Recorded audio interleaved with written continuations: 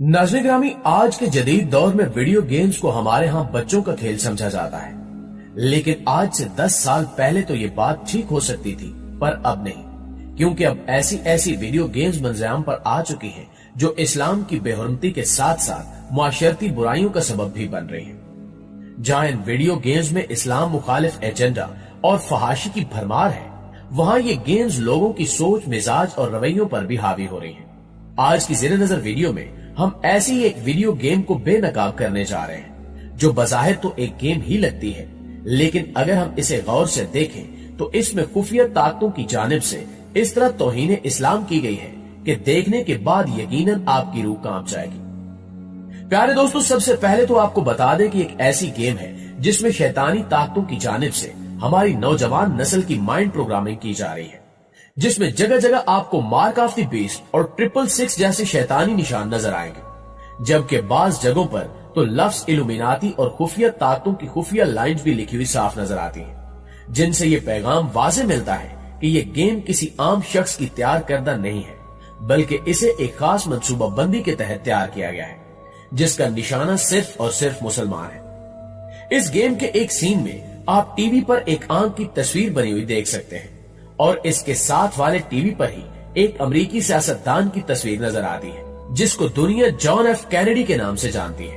और सब लोग ये जानते हैं कि जॉन एफ कैनेडी को खुफिया ताकतों की मुखालफत करने पर कत्ल किया गया था।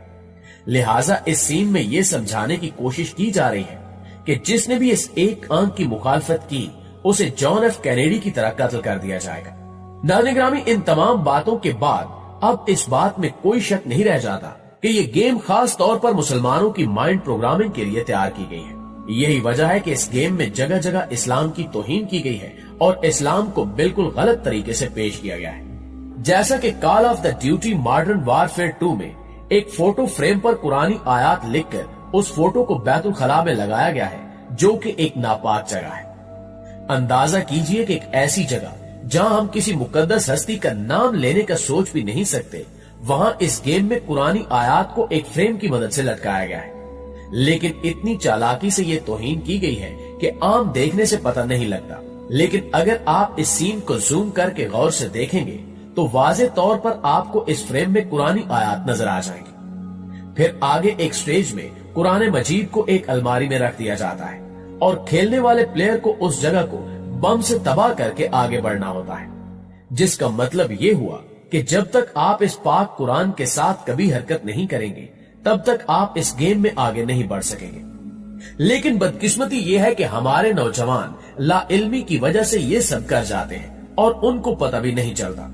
नाज़रीन ग्रामी, मुसलमानों में ये बात आम है कि जब भी कोई छोटा सा बच्चा जमीन पर कोई ऐसा कागज का टुकड़ा देखता है जिस पर अल्लाह का नाम लिखा हो, तो वो फौरन उसे चूम कर ऊंची जगह पर रख देता है।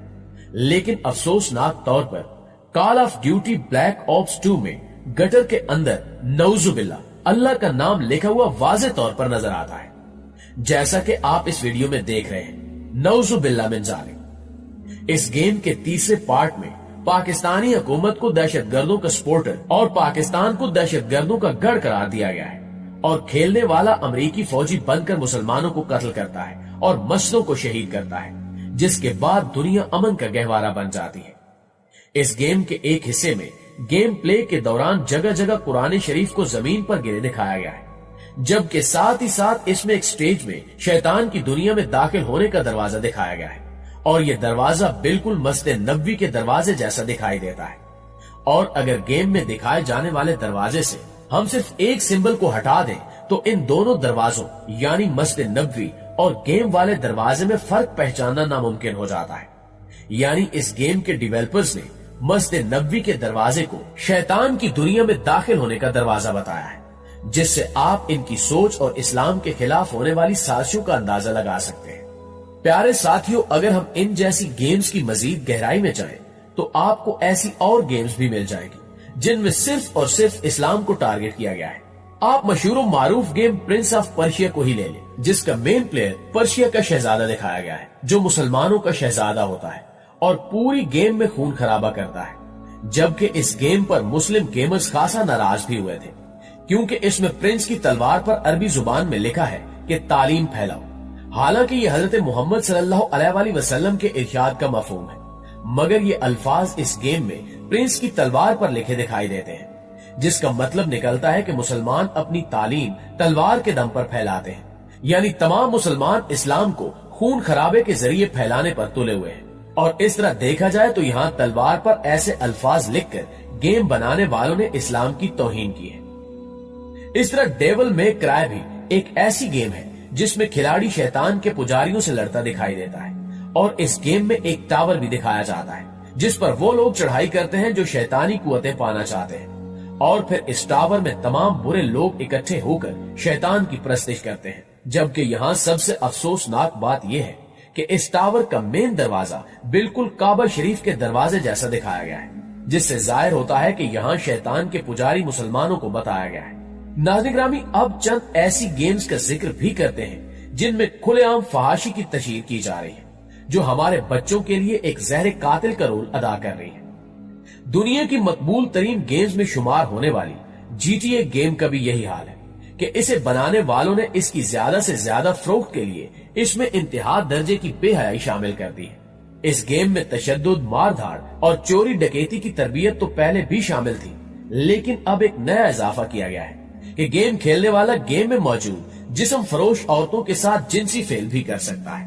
और मजीद दिलखराश बात यह है कि वो इन खवातीन को कत्ल भी कर सकता है। अगरचे ये सब कुछ गेम में तस्वीरों की शक्ल में होता है, लेकिन इसमें क्या शक है कि इस किस्म के हयासोज मनाजिर नौजवान नस्ल को गुमराही के अलावा कोई रास्ता नहीं दिखा सकते। जबकि मुतअद्दिद हलकों की तरफ से इस फैश गेम के खिलाफ शदीद एहतजाज सामने आ रहा है, लेकिन इसे बनाने वाली कंपनी अपनी ढिठाई पर कायम है।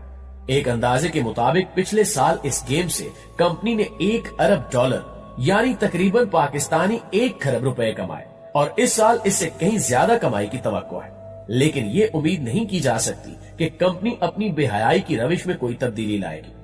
दोस्तों, इसके अलावा अब तारीख की ऐसी शर्मनाक तरीन वीडियो गेम भी मुतारिफ करवा दी गई है, जिसके बाद वालिदैन अपने बच्चों पर कड़ी नजर रखने पर मजबूर हो जाएंगे। इंडिया टाइम्स के मुताबिक इस फैश तरीन गेम का नाम नेग्लिजी लव स्टोरी है, जो पीसी गेम प्लेटफॉर्म स्टीम पर मुहैया की गई है। इससे कबल जो ऐसी बालगों की गेम्स आती थी उन्हें सेंसर किया जाता था, लेकिन ये पहली गेम है जिसे बिल्कुल भी सेंसर नहीं किया गया। रिपोर्ट के मुताबिक वीडियो गेम्स की इस किस्म को एरोटिक विजुअल नॉवेल कहा जाता है। आमतौर पर ऐसी गेम्स में खेलने वाली गेम के किसी एक किरदार का कंट्रोल संभालना होता है और कहानी के मुताबिक उसे चलाना होता है। ऐसी गेम में किसी एक या कई पार्टनर्स के साथ रोमांस या जिनसी अमल करना होता है,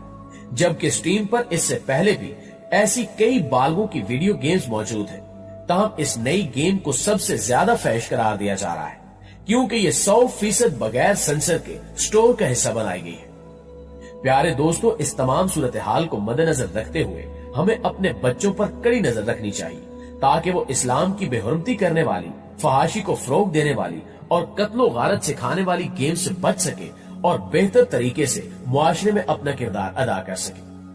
आखिर में दुआ है कि अल्लाह ताला तमाम मुसलमानों को दीन इस्लाम और कुफार की साजिशों को समझने की तौफीक अता फरमाए।